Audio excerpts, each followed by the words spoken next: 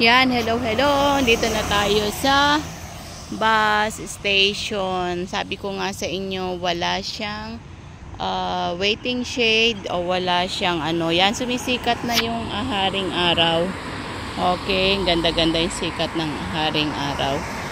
So yan, sabi ko nga sa inyo, wala po tayong shelter dito. Kaya pag umulan, knock-out tayo. Wala tayong pagtataguan. Okay, pagsisilungan. Actually, yun, malis na yung bus.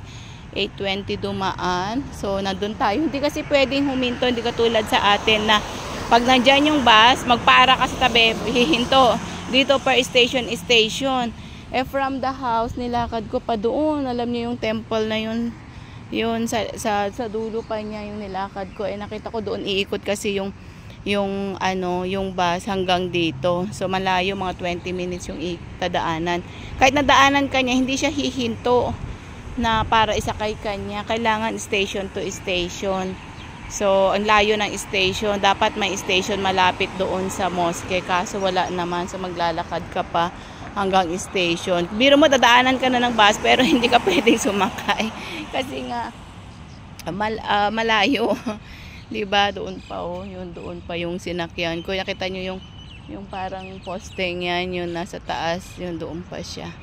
So malayo nakaalis. So maghintay na naman po tayo ng mga 30 minutes bago dumating yung second. Sa bagay, maaga pa naman. Kaya pwede man tayo maghintay. Hopefully may makadaan na car lift at yun, makisakay tayo.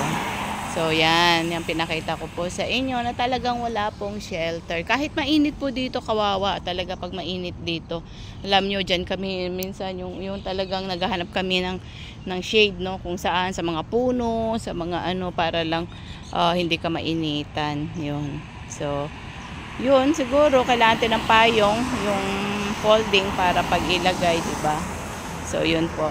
And God bless. May the Lord God bless you all. Shalom, shalom. Bye for now.